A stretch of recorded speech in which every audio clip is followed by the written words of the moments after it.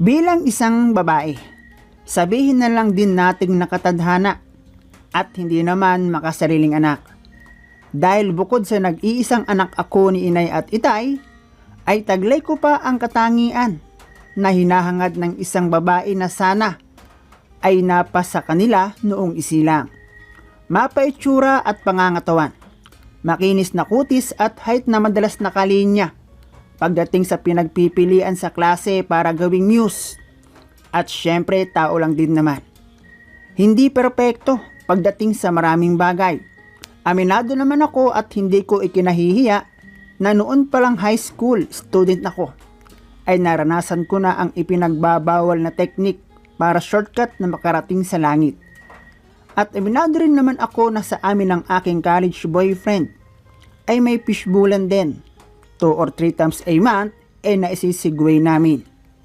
Pero hindi ko inakalang sa aking pag-graduate ng college nang magpaparty ang aking magulang. Magigising ako at malalaman kong hindi si Warren na aking boyfriend kundi si Itay ang kumain.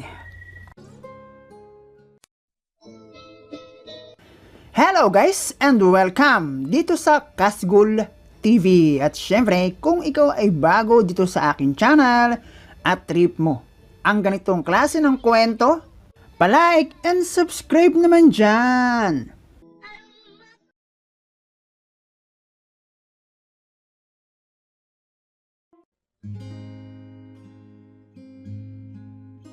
Nakagisnan ko ang buhay. Nasabihin na lang nating kahit hindi kami yung mayaman, pero lumaki ako sa poder ng aking magulang. Nakagraduate naman ako ng never ko naranasan ang magkulang. Isang skilled worker ang aking itay at si inay naman ay merong isang maliit na pwesto sa palengke. Na kapag wala akong pasok at gawaing bahay, ay iyon ang aking ginagawang tambayan. Kahit ang totoo, hindi naman raw kailangan na tumulong ako. Mag-focus na lang raw ako sa aking pag-aaral dahil hindi nila naranasan ang mag-aral. Bukod doon, hindi naman raw sila na-pressure dahil wala namang bisyo si itay. Bahay trabaho lang sila ni inay at madalas talaga sa amin after mag-attend ng misa ng linggo, Sunday family na namin iyon. Hindi namin problema ang pera at kami rin yung madalas malapitan kapag may gipit sa aming mga kapitbahay. Bukod doon, ay solong anak lang din ako. At ako nga raw ang kanilang prinsesa. Bagamat sa kabila noon, ay hindi naman ako lumaking spoil sa aking magulang. Alam ko naman kung gaano kahirap ang trabaho nila. Kaya kung ano lang din ang ibigay nila sa akin ay yun lang din ang tinatanggap ko. At kung ano lang din ang kailangan ko sa school, yun lang din ang sinasabi ko. Ang aking buhay naman pagdating sa school, simple lang din.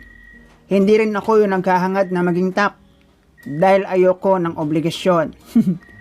Mas masaya kayang kasama ang boyfriend kaysa makipag-usap sa teacher at mag-check ng test paper ng aking mga kaklase. Bukod sa maswerte ako sa aking naging magulang, taglay ko rin ang kahit hindi katalinuhan meron naman akong ganda at hugis ng pangangatawan na hangad ng mga kababaihan na hindi ko alam kung kanino ko minana. Kung sa bagay ayon kay itay, noong dalaga pa maganda rin raw si ina. Kahit hindi na raw nakakapagtaka. Tapos pinagsama pa ang kanilang lahi sa akin. 3rd year high school ako noong magkaroon ng boyfriend. Pero 2nd year pa lang ako, nagsipag-usbungan na parang kabuti ang aking hinaharap. Bagay na, sabi ng ilan sa aking barkadang babae, sana all malusog at may paalog kapag lumalakad. Kaya naman noong matuto kami ng aking high school boyfriend na gitarahin ng isa't isa, siya ang unang nakarating sa sagradong lupain. Nagsimula lang din kaming mag-practice. Mga moment na nagkakahiyaan pa. Mga moment na, teka baka may makakita sa atin. Mga salitaing parang hindi ko kaya, saka na lang natin ituloy. Para bang naging assignment lang. At nang tuluyang mabutas at masanay, nakalimutan kong lugi ako kahit sa ang sitwasyon patingnan. kung saan-saan kami nagtatago para lang sa ganoong bagay. Sa bangating classroom, likod ng school, at mga sulok na undiscovered. At kaya lang ako natauhan ay nang isang buwan at kalahati akong madelay. Then nang malaman ng aking boyfriend ay biglang hindi ko na nakita sa campus. Mabuti na lang at delay lang talaga. Fortunate ako noon. Yun ang mga panahong kakasimula lang ng pasukan at matagal kaming hindi nagkita. Noong ako ay makagraduate ng high school, nakamuntikan ng masira ang aking pag-aaral, kinabukasan at expectation ng aking magulang. Nasa huli ay magiging successful ako at makakabalik tulong sa kanila. Kaya nung mag-college ako, hindi agad ako nag-boyfriend. Third year college na ako noong mag-boyfriend. At first year pa lang ako ay crush ko na. Ang lalaki na itago na lang natin sa pangalang Maren. Hindi kami pareho ng korso pero nagpapangita lang kami sa ilang subject. Close kami at maniligaw ko na siya simula pa noong second year ako. Nagpipigal lang ako dahil kilala ko ang sarili ko. At ayokong maulit ang nangyari sa akin. Pero hindi niya alam na laglag piway ako kapag natitig siya sa akin. Hanggang sa hindi na ako nakapagpigil at noong mag-birthday siya, sinagot ko si Warren. Ang tagal na kasi niyang nanliligaw sa akin.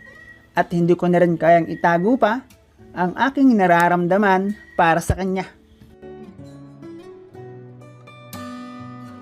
Nalaman ni Warren na punit na ang selyo na nagsisilbing tatak. Kaya naman sa paglipas ng aming relasyon, nagsimula sa tukaan at humantong rin kami sa wagas na talpakan. At doon ay muli na naman akong nakalimot. Maraming dahilan. Bukod sa gusto at mahal ko si Warren, pinaniwalaan ko rin ang kanyang pangarap para sa aming kinabukasan na ganito at ganoon. Ganito karaming anak, bahay at kung ano-ano pang salita na kahit siguro sinong babae ang makarinig, ay mapapaisip ka talaga. Tulad ng aking high school life, naging normal na rin sa amin ni Warren ang tumalpak. Na para bang wala akong binigay na boundary sa aking boyfriend. Basta gustuhin niya, sumisegue talaga kami. Bukod doon, legal pa kami sa aking magulang at sa magulang ni Warren. Kaya siguro ganoon na rin kalaki ang aking naging tiwala kay Warren. Hanggang sa kapwa kami ni Warren ay nakagraduate. Nagkaroon ng party sa bahay namin bilang pasasalamat. Nagkaroon ng kanyang-kanyang lamesa at nakakapagtakang pumayag si Itay na makipag-inuman ako sa aking kaklase. Pati si Inay na dinayo ng kanyang mga kumare gumora din. At si Itay naman, ganoon rin na never ko pa nakitang tumagay. Sa aking nasaksihan ay hindi naman sila nasobrahan ang aking mga magulang. Pero ako ang nasobrahan. Dahil ako ang graduate, kinailangan ko ang makisama. Hanggang sa nakita ko na lang ay isa-isang nag-aalisa ng aking mga bisita at ang magulang ng aking mga kaklase dumating upang sila ay sunduin. Sa aking naaalala si Ina ang nagpasok sa akin sa kwarto. At dahil sa aking nainom, hindi ko alam kung saang kwarto ako na ipasok ni Inay. Noong oras na iyon, hindi ko alam kung nakauwi na si Warren. Kaya ang aking inakala, noong gabing magising ako na merong nanggugulo, lumalamon, at tuluyang ginalugad. Ang buong akala ko ang aking boyfriend ang humirit bago matulog. Hindi ko na rin nga naisip na nasa bahay lang ako ng sandaling iyon. Ang totoo nga noon, dahil sa aking antok, hindi ko alam kung nakatapos ba ako. Basta bahala ka dyan, antok na ako. At ang katotohanan, ang gumulantang sa akin. Nasa aking kwarto ako pero bakit si Itay ang aking katabi at ni isa wala pang tabing? Naalala ko ang sandaling inakala kong si Warren ang umisa bago matulog. At malaki ang tsansang si Itay dahil sa aking nakita paggising. At dahil bukas ang ilaw.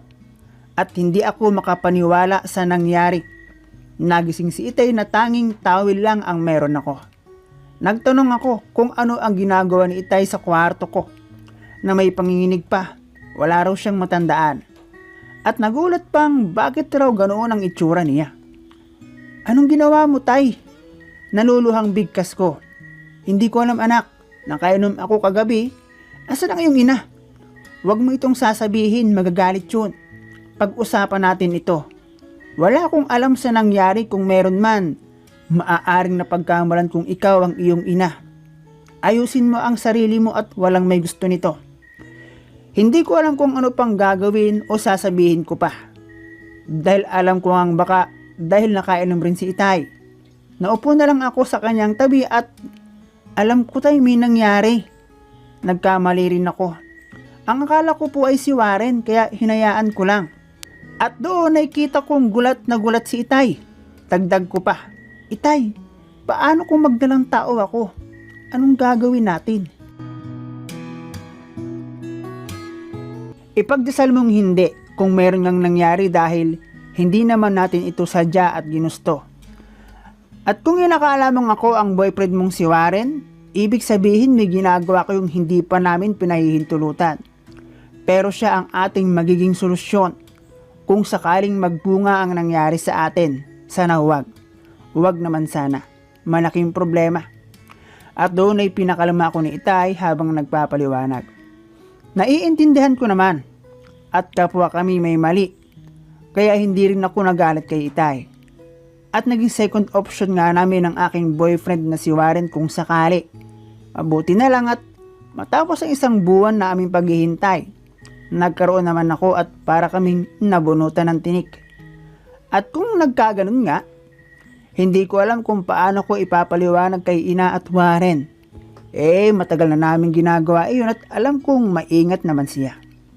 Mabuti na lang talaga. Pero alam nyo, alam ko sa aking sarili na pagdating sa aking boyfriend, gora ko. Pero kapag naiisip kong sa amin ni Itay, kung sasadyain, di bali na lang. Sa huli ay hindi pa rin kami ang nagkatuluyan ni Warren. Nabalitaan ko na lang ikakasal na siya matapos umuwi ng kanyang probinsya. Kaya eto, focus lang muna ako sa trabaho.